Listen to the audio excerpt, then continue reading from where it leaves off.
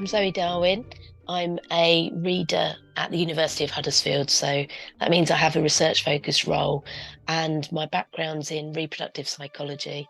So I'm particularly passionate around perinatal mental health and well-being in anyone who is becoming a parent or pursuing parenthood.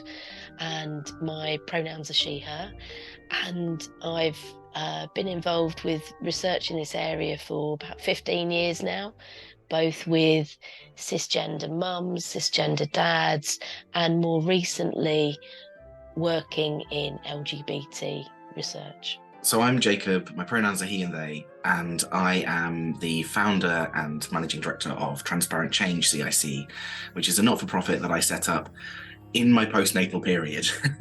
And I did that because I accessed perinatal services as a trans person, as somebody who'd already gone through some amount of medical transition. My experiences with that were really impactful, and I really found that there were so many people who were really well-meaning but didn't have the knowledge, even a trans 101 foundationally, to know how to then support me. So then going through the perinatal experience and going through pregnancy and birth and afterwards, I found that there were things that I had no idea were going to happen, let alone the professionals supporting me. And so I set up this not-for-profit so that I can educate not only the professionals who support trans people, but also to increase awareness and visibility for other trans people when they're considering family making. I do touch on wider LGBT issues by the very nature that trans people are part of that wider community, but there's a real niche there. 1% of all births in the UK are to trans or non-binary people. That was from the CQC data that came out in 2022. And so this isn't a smaller minority as people may think when they're looking at these things. I'm a parent of two, and also kind of working on this advocacy and education at the same time. What is perinatal mental health? Zoe, do you want to give us the kind of definition of that? So perinatal mental health is usually used to refer to the time spanning from conception to 1 year after a baby's birth. And it's a real umbrella term. So it can include mental health difficulties that might be diagnosable conditions, and those might be things that are new onset, or they might be difficulties that are exacerbated in the perinatal period. It can also include psychological distress, so symptoms that might not meet the threshold for diagnosis or might not be picked up in that way, but certainly can still have a significant impact on people's day-to-day lives. I'm interested, starting off, thinking about sort of public perceptions of what this thing is, because I guess it includes the child and anybody involved directly in the birth of that child. And that's all sorts of different people. I did a search on an image library before we started for perinatal mental health, which is also quite a good way of kind of identifying stigma. If you search for, schizophrenia, you get people holding axes with blood pouring down in the background. It's like ridiculous, stigmatizing images. And perinatal mental health basically is pictures of attractive women and babies. Mm-hmm. And sometimes if you might get a family, which is an attractive man or an attractive woman and an attractive baby. That's the kind of, images we get. And if you go into a bookshop, you'll get the same sort of stuff. If you look in a newspaper, you'll get the same sort of stuff. So, Jacob, do you want to kind of come in on this, the fact that there seems to be a mismatch between what the people who are actually involved in real life in the birth of a child and this kind of view of society of this? I think one of the huge misconceptions that people have is that perinatal mental health is only about after the birth of the child as well. So even if you're just looking at the person who's given birth, which absolutely it isn't just the person who gives birth who's impacted by perinatal mental health. But if you're only looking after the birth of the child, then you have anyone who's experiencing pregnancy, not realizing just how at risk they are potentially for mental health issues. And I think that's exacerbated when someone's LGBT, and especially when someone is trans, because you're navigating not only the fact that people may not realize just how impactful pregnancy is on the body, I think all too often, especially because it's something that primarily women, and certainly everyone who's, it's assigned female at birth people experience, cis men do not experience pregnancy. It's minimized as an experience, as though it's not that much to go through.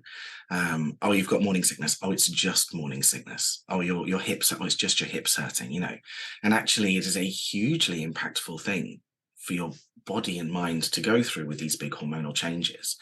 I experienced a change to my mental health during my pregnancies, and it's only because I had previous kind of awareness, and a very close friend of mine is a midwife, that I was able to kind of recognize that quite early on.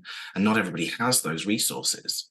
And of course, as I say, it isn't just the person who's going through the pregnancy who's becoming a parent or impacted by the birth of that child.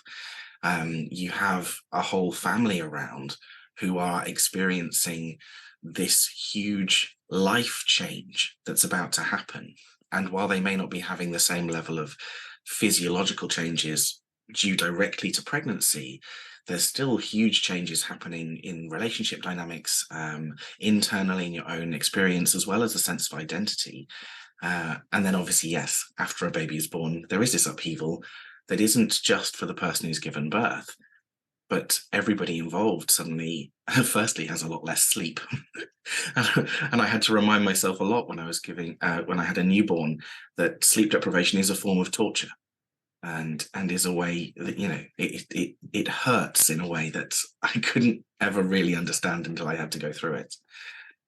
So yeah, I think when we limit perinatal mental health only to women after giving birth, and specifically women who've given birth, you really miss out on this much broader impact that the pregnancy has on everybody. There are still many inequalities around identification and accessing treatment for birthing mums in heterosexual relationships, or who are lone parents, and so on. So there's, there are absolutely still huge amounts of work needed there, research and also practice changes, and none of this detracts from that. But yes, the remit of services is very much focused on birthing women, and is focused on birthing people. But realistically, when we look at the language used in policy and in clinical guidance, there's a kind of assumption there that that's women. And usually when other parents are mentioned, that is in the context of usually being a partner of a birthing mum who has an identified perinatal mental health need. So there have been some quite big changes that are happening in specialist provision of perinatal mental health services, less so in the more universal provision around maternity and health visiting. And so in the specialist perinatal mental health services, there's this encouragement to now, think family, and to be really actively thinking about, any parent who might be involved. But that is focused where there's an identified need, because we know the risks are so much greater in a family where one parent has a perinatal mental illness, that the other parent is at that increased vulnerability. And, completely echo with what Jacob was saying about, there's been traditionally this focus on, postnatals for people, as well as the images that you were talking about, Andrew.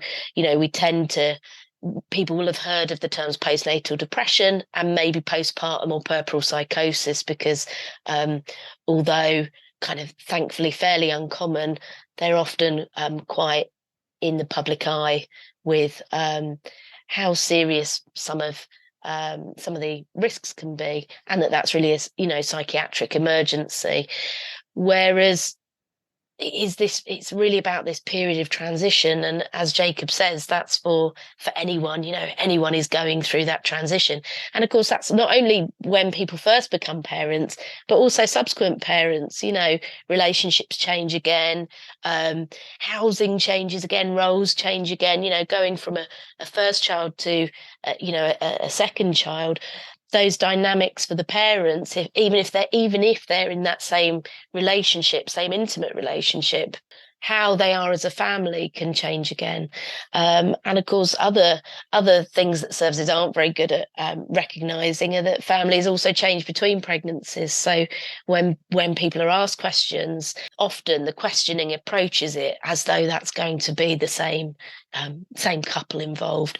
And so I think a lot of the conversations actually that we're having around improving for thinking more inclusively around LGBT people's needs also help make fathers who are cisgender and in heterosexual relationships also can help fathers feel more visible. So, if we think about kind of the history taking that happens, a father who's experienced a stillbirth with a previous partner, that may not at all come into the conversation in a later period of maternity care, for example.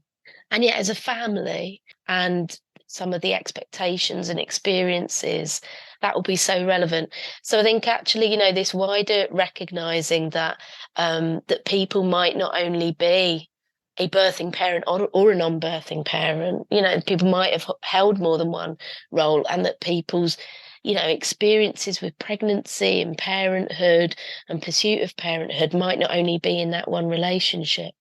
I just want to add to that there's a real thing around visibility and invisibility. I talk about it a lot around my transness.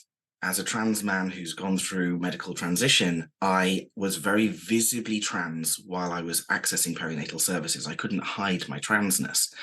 Whereas a trans person who'd never accessed medical transition was accessing perinatal services, maybe very invisible in their gender.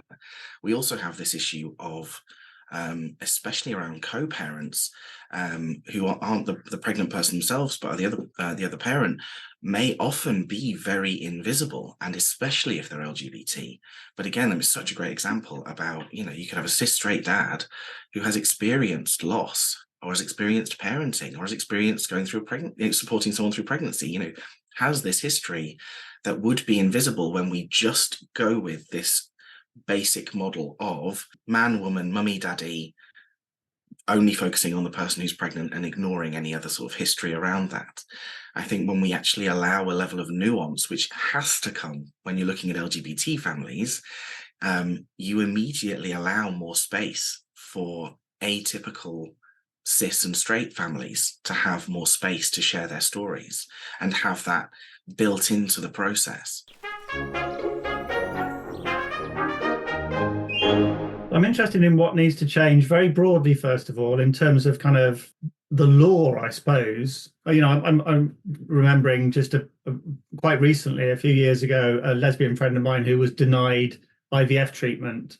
And I think it was denied on the basis that the people were just homophobic who ran this centre. But she was given this sort of, I'm not sure we can do it for people like you sort of reason. And what I'm wondering, just big picture here, are there any kind of legal barriers to everyone getting the kind of perinatal support that they need? Or have we passed that point now? So the guidance has changed, I believe, in the Women's Health Strategy fairly recently about the access around assisted reproduction.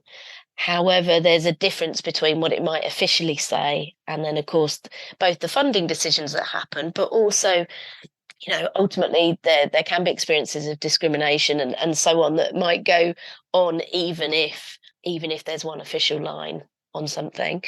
So I think assisted conception is certainly an area where there are, continued inequalities, through to as well, at birth registration, people are often not suitably knowledgeable who, might be, in those roles. There maybe are some training needs there, because certainly with some recent data collection that we've had where Mary Greenfield's done the interviews, birth registration came up repeatedly there about people kind of not knowing, with the example Andre said, of kind of, we don't know what we can do for people like you. Sometimes that might be that that the person there genuinely doesn't know, but is sort of then working that through with the people, which it's such an important time, that birth registration.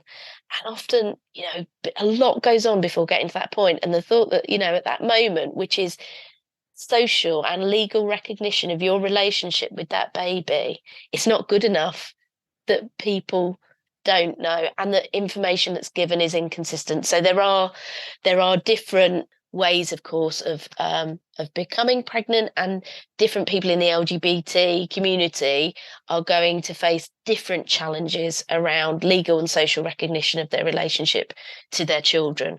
And of course, some people are going to conceive themselves as an LGBT couple, and there's such a range of ways of routes to parenthood. But absolutely there are gaps. And also, if we think about in perinatal mental health provision, which is focused on birthing people, but there are other possible gaps. So people sometimes thinking this is a service for mothers and babies. If there's a trans birthing parent, does that have an implication for accessibility? Or the new maternal mental health services that have come in that are intended to bridge the gap between perinatal mental health services and others, so particularly focused on trauma and loss, for example, those services have different criteria in different areas. But for some, it will be that you can also access the service if you've got a severe fear of birth without currently being pregnant or having been pregnant. So potentially someone who has the ability physically to be pregnant could access that, and it could be subsequent to a traumatic birth where their partner's been pregnant, or it could be someone who might not be on any service's radar as someone who potentially is pursuing pregnancy.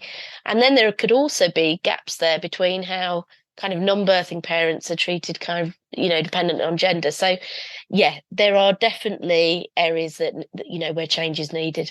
I think one of the fundamental changes, if we're looking big picture, and birth registration made me think of this, but it's also something, again, I talk about a lot, is language and accessibility around language.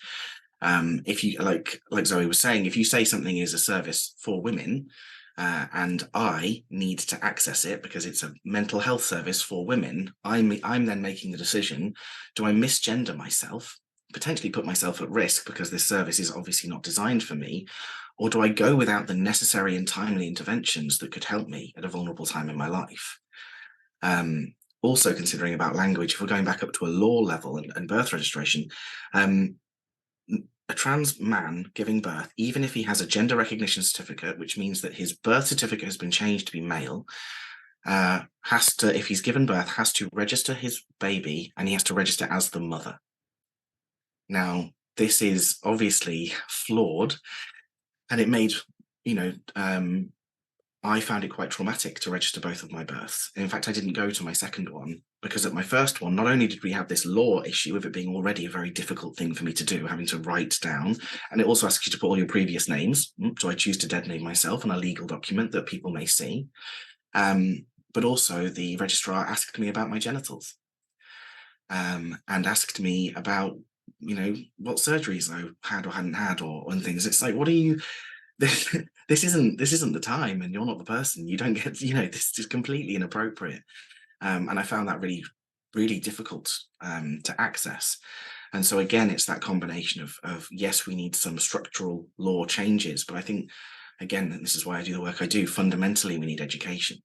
We need the people on the ground working even within the slightly rubbish systems we've got to make things as accessible as possible, just through a level of kind of quite basic understanding at times, like don't ask people about their genitals, which should be so obvious. It's not about changing the language for everybody. It's not about using long, confounded words. It is just about recognizing that 1% of people out there who are giving birth may use different language than the mainstream, may have different identities than the mainstream. Even if you don't see them visibly as trans, because maybe they've not accessed medical transition, maybe they never want to, that still doesn't stop them from having that identity and maybe having language that's right for them. It's one of the reasons why trans inclusion and LGBT inclusion goes so hand in hand with trauma-informed care, which obviously is so closely linked to mental health support. Because when you can provide individualized, person-centered care, that's when you are automatically trans inclusive, you are automatically LGBT inclusive, and you're of course also trauma informed. I'm thinking about, kind of mums groups. Some friends of mine, so gay dads with 2 young kids who just felt completely excluded from all sort of, early years stuff, because all the groups are, even the way they're presented, the names you get on the kind of play cafes is very, very focused on very sort of normal role models. How do we challenge that? So it's something that I experienced as well, obviously. So my partner is a cis man, and so we are a 2-dad family, and especially because I'm the one that gave birth, and I wanted to access, for example, postnatal yoga, and it was really scary to access that space. Because again, as somebody who's very visibly trans entering this space, this is a space, there's parent groups which are usually mums, and then there's parent spaces which are for mums. And that was one of the ones that's kind of for mums because it's the person who's given birth. But it's still also my space because I've given birth. How do we challenge it? I mean, it's so broad and it's so vast. I think it always comes down to a level of education and awareness. You can't get to every single tiny little niche group which is run by the church on the corner or the preschool or the Home Start Centre. There's no one legislative space where and I wouldn't want it to be that people are forced to use certain language. All we can do is kind of hope that the more people see LGBT families accessing these spaces, they have an awareness of the impact that has. And unfortunately, what that often means is it comes down to LGBT people ourselves to go and be that first person and to have those conversations and to make people aware. And there's an emotional responsibility and a psychological responsibility that comes with that. We're in a generation where there's suddenly a lot more of us who know of our reproductive choices and are making the decisions to have children in queer couples or singly. And that means that we are then having to be the person who, I often say, I may be your first trans person, but you're not my first inquisitive person. I've been 1,000 people's first trans person. So yeah, I think it is just awareness and keeping on having those conversations, I guess. But you've hit the nail on the head when you say it's not your job. In the same way, Zoe, it's not Black and brown people's job to educate white people about how to be anti-racist. It's not Jacob's job to educate everybody else about how to be more inclusive in these settings. So it's a shared responsibility, but what would you like academics, practitioners, clinicians, researchers to do to help move forward in this area? Yeah. So, and I think as well as the, social and emotional responsibility, there's the cost of doing that. And yes, and often the time when you most need something is the time when you might least feel able to challenge something.